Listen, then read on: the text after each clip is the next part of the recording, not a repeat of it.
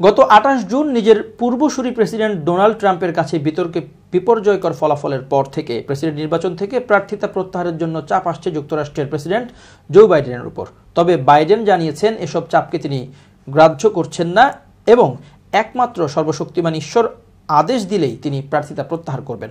শুক্রবার মার্কিন সংবাদ মাধ্যম এবিটি নিউজকে একটি আনস্ক্রিপ্টেড সাক্ষাৎকার দেন বাইডেন।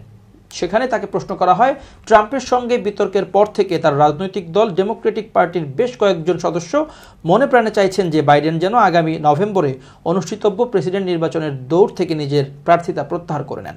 এ প্রসঙ্গে তার সিদ্ধান্ত বা প্রতিক্রিয়া কি? উত্তরে বাইডেন বলেন, যদি সর্বশক্তিমান ঈশ্বর আমার সামনে এসে আমাকে আদেশ দেন তাহলে আমি তা করতে পারি। শুক্রবার নিজের শহর উইসকনসিনে ডেমোক্রেটিক পার্টির ভোটারদের একটি মিছিল সমাবেশে যোগ দেন বাইডেন। সে সময় কর্মসূচির অবসরে এবিসিকে সাক্ষাৎকার দেওয়ার কথা রয়েছে তার। সাক্ষাৎকারটি যুক্তরাষ্ট্রের প্রেসিডেন্টের জন্য বেশ চ্যালেঞ্জিং ছিল, কারণ সম্পূর্ণ আলোচনা হয়েছে আনস্ক্রিপ্টেড প্রশ্নভিত্তিক। কোনো সাক্ষাৎকারে যেসব প্রশ্ন করা হবে সেসব যখন সাক্ষাৎকার গ্রহণের আগে লিখিত আকারে সাক্ষাৎকারদাতাকে প্রদান করা হয় তখন সেটিকে বলা হয় স্ক্রিপ্টেড সাক্ষাৎকার।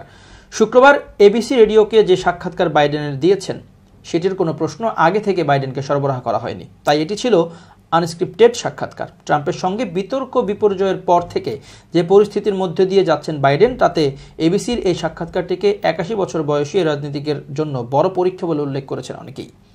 মার্কিন সংবাদ মাধ্যম সিএনএনের আয়োজনে গত ২৮ জুন প্রথমবারের মতো নির্বাচনী বিতর্ক হয় ডোনাল্ড ট্রাম্প এবং জো বাইডেনের।